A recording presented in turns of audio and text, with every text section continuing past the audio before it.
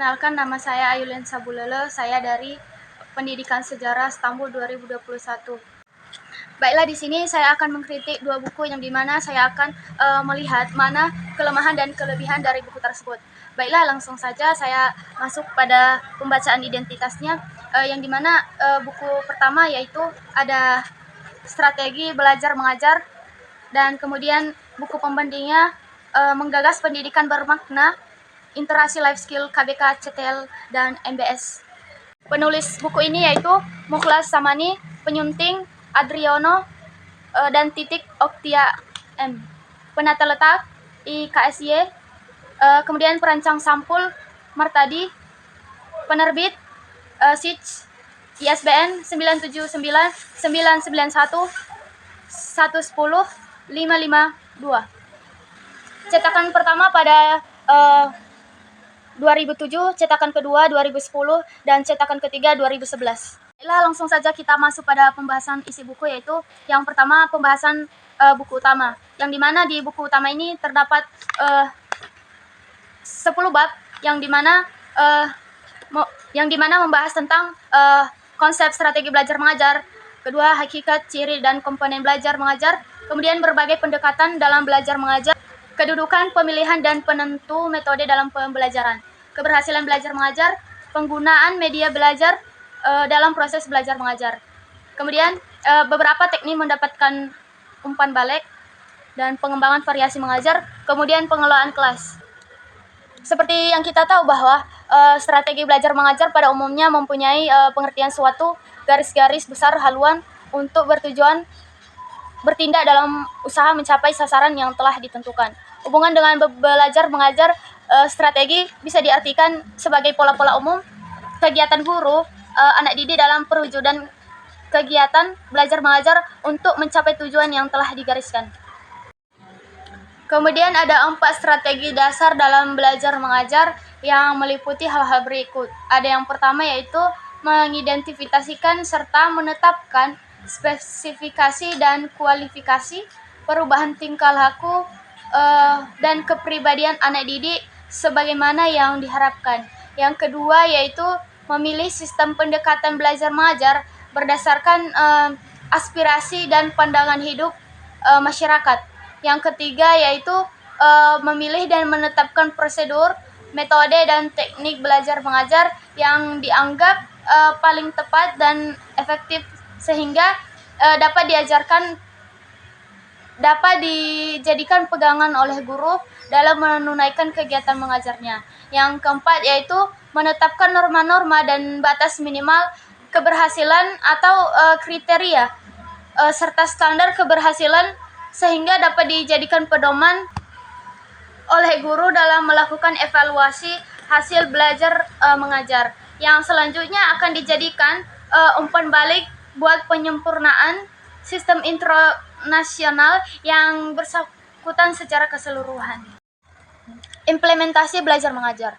Proses belajar mengajar adalah suatu aspek dari lingkungan sekolah yang diorganisasikan. Lingkungan diatur serta diawasi agar kegiatan belajar mengajar terarah sesuai dengan tujuan pendidikan. Pengawasan itu turut menentukan lingkungan itu membantu kegiatan belajar mengajar. Lingkungan belajar yang baik adalah lingkungan yang menantang dan merangsang para siswa untuk belajar, memberikan rasa aman dan kepuasan, serta mencapai tujuan yang diharapkan. Salah satu faktor yang mendukung kondisi belajar di dalam satu kelas adalah job description, proses belajar mengajar yang berisi serangkaian pengertian peristiwa belajar yang dilakukan oleh kelompok-kelompok siswa. Sehubungan dengan hal ini, job description guru dalam implementasi belajar mengajar adalah yang pertama, perencanaan instruksional, yaitu alat atau media untuk mengarahkan kegiatan-kegiatan organisasi belajar. Yang kedua, organisasi belajar yang merupakan usaha menciptakan wadah dan fasilitas-fasilitas atau lingkungan yang sesuai dengan kebutuhan yang mengandung kemungkinan terciptanya proses belajar mengajar. Yang ketiga yaitu menggerakkan anak didik yang merupakan usia memancing, membangkitkan, dan mengarahkan memotivasi belajar siswa. Pergerakan atau motivasi ini pada dasarnya mempunyai makna lebih dari pemerintah, yang dimana mengarahkan, mengaktualkan, dan memimpin. Yang keempat adalah supervisi dan pengawasan. yakni usaha mengawasi, menunjang, membantu, menugaskan, dan mengarahkan kegiatan belajar mengajar sesuai dengan perencanaan industri yang telah didesain sebelumnya. Yang kelima yaitu penelitian yang lebih penafsiran atau asesmen yang mengandung pengertian lebih luas dibanding dengan pengukuran atau evaluasi pendidikan. Di sini saya akan membacakan isi dari buku pembanding, yaitu yang dimana buku ini berisi 8 bab. Yang pertama yang diceritakan bahwa mengapa anak harus sekolah. Jadi di sini ada sebuah pertanyaan kepada orang tua bahwa mereka tidak setuju bahwa anak itu sekolah karena mereka menganggap bahwa setelah sekolah anak-anak justru tidak mengerti pekerjaan yang harus mereka kerjakan. Kemudian mereka menganggap juga mengapa anak-anak yang disekolahkan dengan menguras biaya sekarang malah jadi beban. Mereka tidak mau membantu kerja dan selalu meminta uang kepada orang tuanya. Kemudian setelah sekolah, anak-anak jadi kurang menghargai orang tua. Jadi dari pernyataan ini mereka menganggap bahwa mengapa anak harus sekolah.